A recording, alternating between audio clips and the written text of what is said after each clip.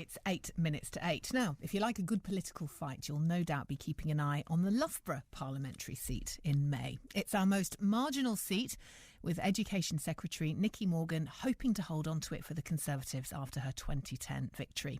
She has a majority of 3,744, but already knows she faces a number of challenges for the Loughborough constituency, including from Labour, UKIP and the Green Party. And now a new party is hoping to put another name into the ring in around 3 months' time. Well, Michael Buchanan is from the Justice for Men and Boys Party and joins us on the line now. Good morning, Michael. Yes, good morning, Jo. For those who aren't familiar with your party, can you sum up in a couple of sentences sort of what your raison d'etre is, what you're all about? Yes, we're about campaigning for the human rights of men and boys because, if anyone looks at our manifesto online, they'll see 20 areas where the human rights of men and boys are assaulted by the state's actions and inactions, usually to advantage women and girls. OK, and anything specific there? Human rights issues is quite strong and encompasses a lot of very serious events. What's specific? Probably our number one campaigning issue is fathers' rights. The Conservatives committed, to our mind, the denial of access to children that so many fathers have after family breakdowns is emotional abuse of children, fathers and grandparents.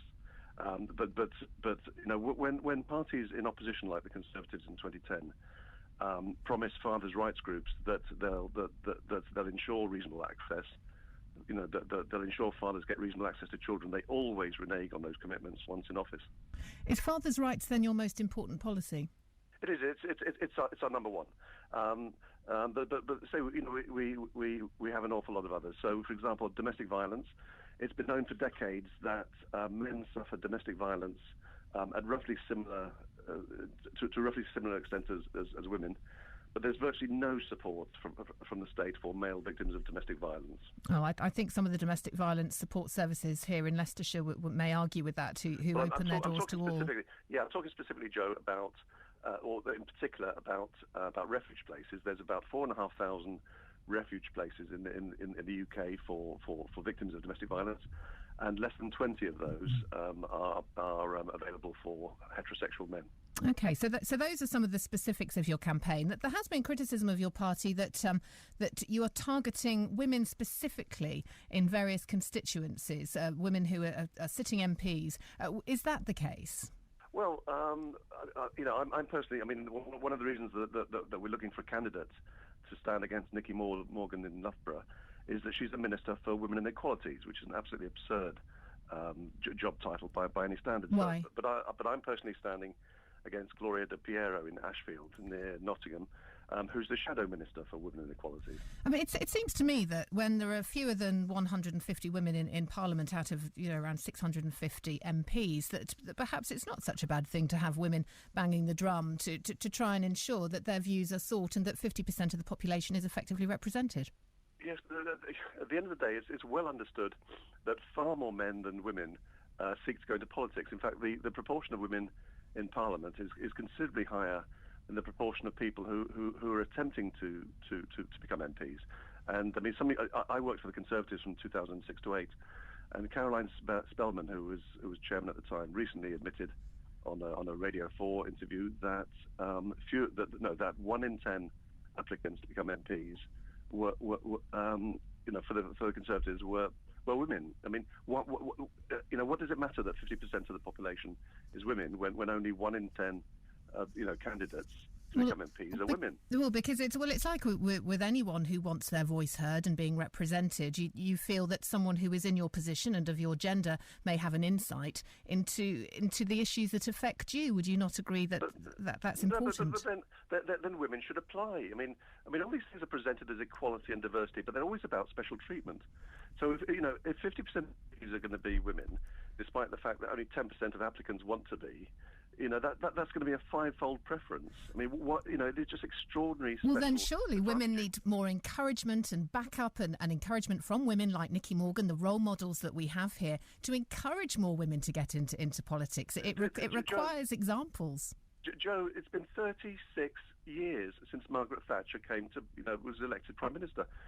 Dear God, how much more encouragement do women need?